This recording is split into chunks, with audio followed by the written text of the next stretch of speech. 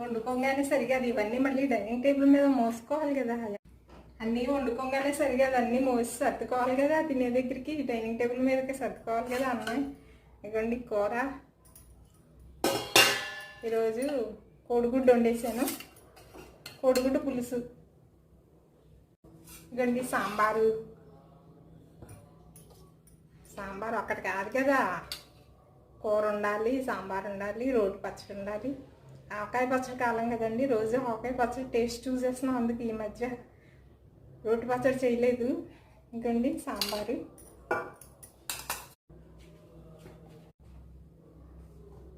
ఇంకండి ఆవకాయ.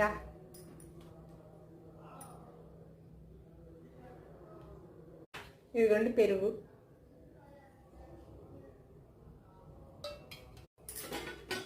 ఇదిగోండి white rice.